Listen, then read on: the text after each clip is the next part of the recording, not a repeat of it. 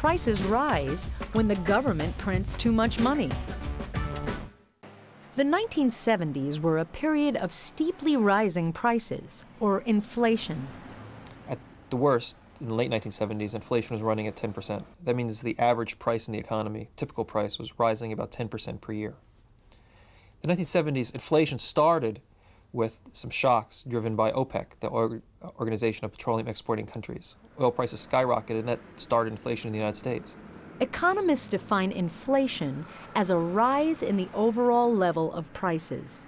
Inflation is any time the supply of money has increased by, say, the government printing more money, so that we have more dollars chasing the same number of goods, and the price of goods rises simply to reflect the increase in the amount of money that is available. That's classic inflation.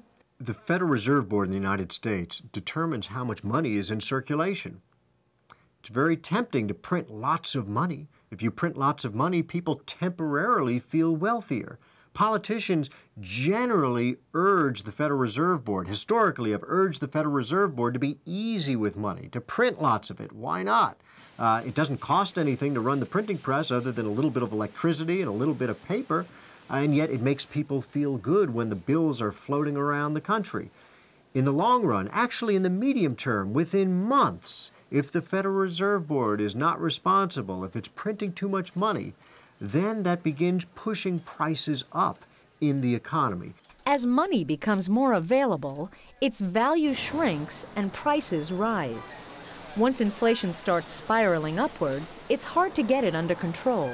In the 1990s, we haven't had very much inflation, and the main reason is that we've had a lot of stability in the money supply of the United States. The government hasn't been printing a lot of extra money, and goods and services have been growing at about the same rate as the amount of money that's available in the economy.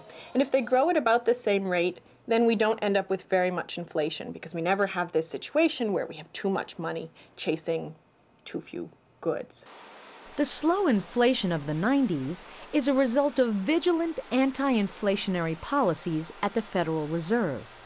It has slowed down the printing presses and maintained slow, stable growth in the quantity of money circulating in the economy.